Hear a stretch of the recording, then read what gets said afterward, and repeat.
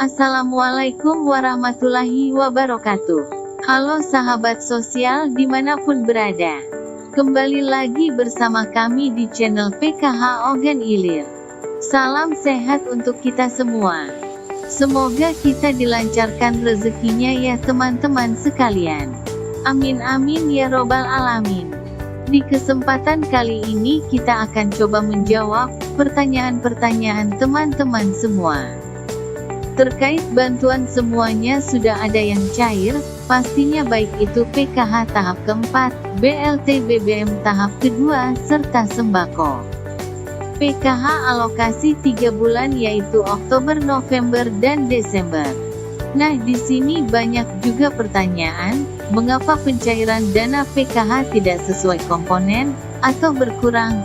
Nah hari ini kami coba akan jawab ya pertanyaan-pertanyaan itu di sini, tapi sebelum lanjut ke jawabannya, kami selalu meminta dukungan kepada teman-teman semua, untuk selalu dukung channel PKH Ogan Ilir dengan cara like, komen, dan subscribe channel ini.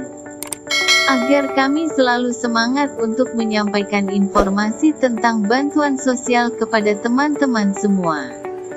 Share juga ya di media sosial yang teman-teman miliki jika menurut kamu video ini bermanfaat bagi kita semua. Jangan juga di skip ya teman, agar tidak menimbulkan kesalahpahaman ke depannya. Terima kasih. Nah semua langsung saja ya, ke pokok penjelasannya.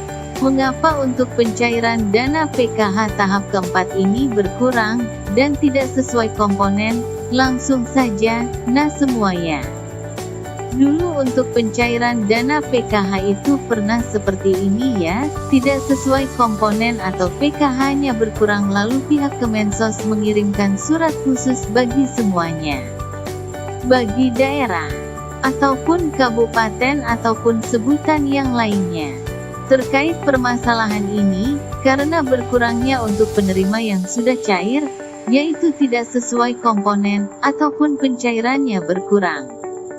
Nah tapi untuk permasalahan kali ini banyak yang mengeluhkan juga PKH-nya berkurang ya.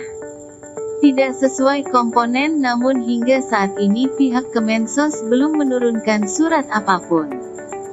Terkait permasalahan ini, namun menurut para analisa kami penyebab berkurangnya pencairan dana PKH itu bisa terjadi. Yang pertama waktu proses sinkronisasi ke Dapodik atau EMIS. Ini datanya tidak sama bagi anak sekolah baik itu SD, SMP, ataupun SMA. Nah untuk misalnya lansia sendiri proses sinkronisasi ke Dukcapil, datanya juga tidak sama dengan data saat ini.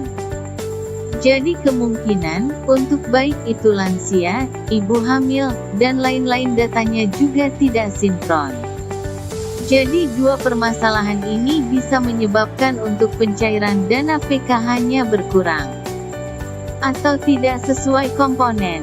Jadi teman-teman semua mohon selalu diteliti untuk datanya, karena ini sangat berpengaruh sekali mengenai pencairan dana PKH. Nah teman-teman semuanya itu adalah penyebab kenapa untuk bantuan PKH berkurang atau tidak sesuai komponen. Dan demikian informasi yang dapat kami sampaikan. Apabila ada salah kata kami mohon maaf yang sebesar-besarnya. Kami akhiri informasi ini. Wassalamualaikum warahmatullahi wabarakatuh. Sehat selalu.